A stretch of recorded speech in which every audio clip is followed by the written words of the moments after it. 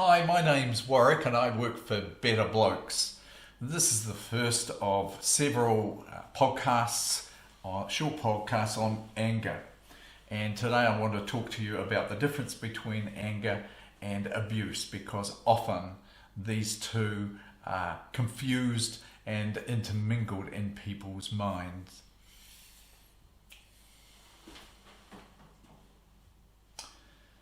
Here's anger in the center.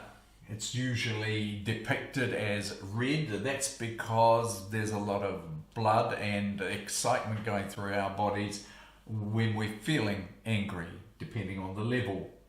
And it's very noticeable, and that's because we want people to notice that we are feeling angry.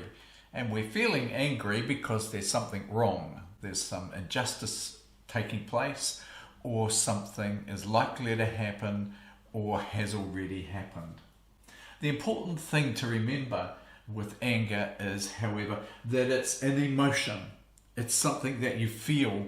It's inside your body, inside this exoskeleton here we have of skin. And so everything that happens when we're feeling anger happens inside our body. It's not an outside thing. Although people might look at us and take cues from how we look and judge that we are feeling angry.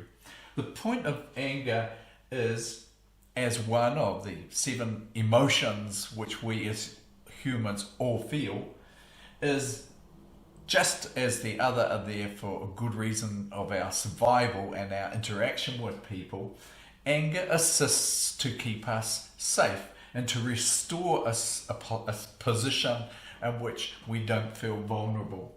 It's there to protect us and energize our body, and what happens is we get energy flowing to our extremities, our head, hands, legs and feet.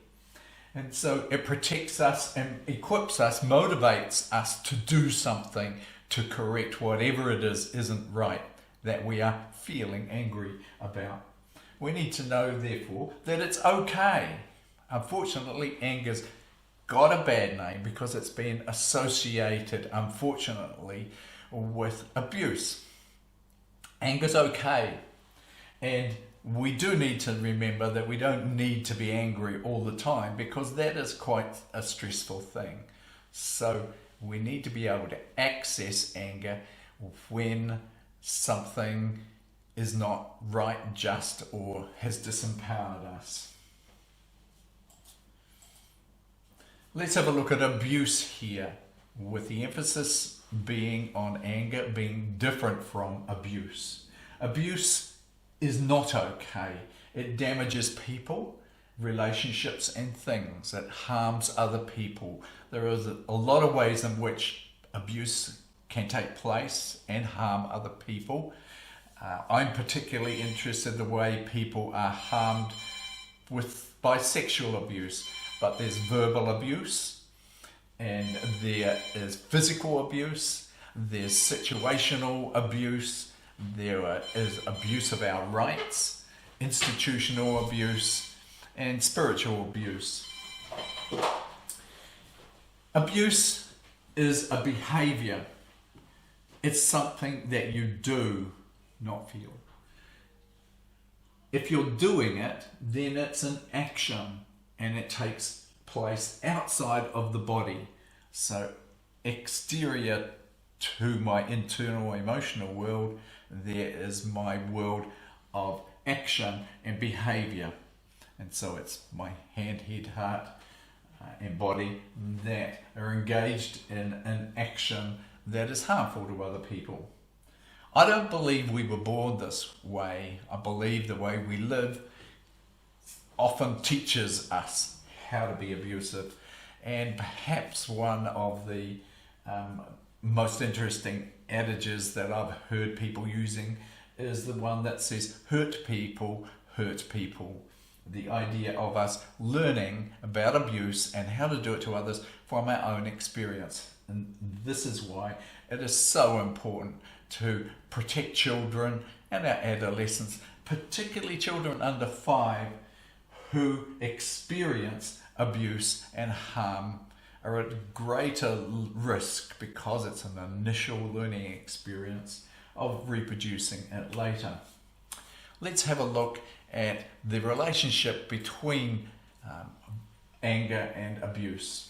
Here we have them located here, with anger being a feeling, an emotion happening inside the body. It energizes us and motivates us to put things right. It's okay, it's helpful, but it is stressful. And then we have abuse, which clearly is not okay in any form.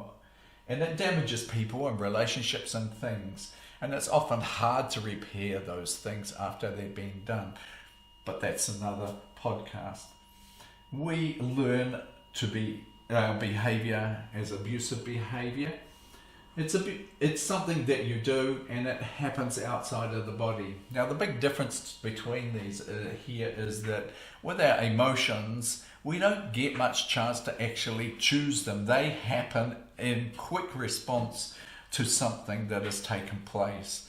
If I come home and find my dog has died, there's an instant response of sadness that I didn't choose. It happens, and I'm grateful that it does happen, because it tells me that I was close to my dog and it was important to me, and it gives me a chance to release that taking place. But the thing is, with abuse, we have a choice about it. It's a behavior, and we have a choice about the behavior that we do. It's linked back to what we believe about a situation and our entitlement to do certain things. But the important thing is we have a choice about this behavior, and because we have a choice, we can stop doing this. And also we can be held responsible if we do it. That's the great thing, because other people can assist us to make a better choice of not to be abusive. The problem with anger abuse, as I've said before, often relates to the experiences we have under 5. And often we have had parents that tell us that anger is not okay. If there's particularly non-expressive family, then anger would be seen as quite extreme. Often children will express anger because something's gone wrong, and the first thing the parent thinks is, don't get angry with me, don't talk to me like that, when in fact what the parent is concerned about is that the energy, the motivation of the child may not be in control of the parent.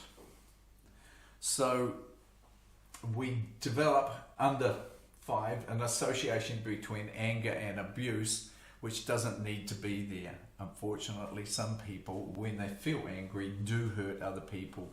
This is about preventing that from happening. And if we're talking about sexual abuse, then we need to be clear. You are entitled, if you have been sexually harmed, to feel angry about that.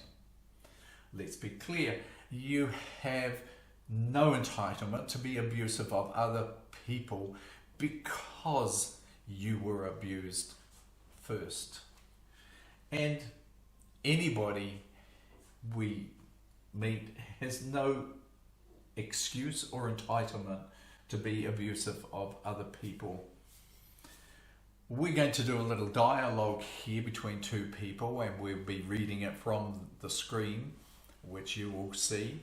And the dialogue is about two people declaring to each other their right to feel angry, but the fact that they have no right to be abusive to other people.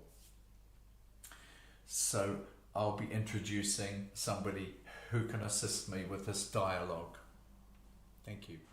Khaleesi, it's okay for me to feel angry. Yes, Warwick. It is okay for you to feel angry. And Khaleesi, it's not okay for me to be abusive or disrespectful. No, Warwick, it's not okay for you to be abusive and disrespectful. And Khaleesi, it's not okay for me to yell and swear at the kids. No, Debbie, it's not okay for you to yell and scream at the kids. Okay. But, Khaleesi, it is okay for me to feel angry. Yes, Warwick, it's okay for you to feel angry. Thank you. Thanks. So, Khaleesi, how did it feel to say all of that? Was there any point at which it felt odd or wrong? It didn't feel wrong or odd. It did kind of trigger my personal experience in being in a domestic violence, abusive relationship. Yeah, because what so often happens when people feel angry, they hurt other people, and so anger gets a bad name because we've connected it to some bad behaviour. Correct. Yeah, hey, thanks for that. And that's the purpose for which we've done this, so that we can be really clear about separating our anger, the feeling, from abuse, which is a behaviour and not okay, whether or not you're the abused person or you are potentially an abuser of another person. Thank you very much.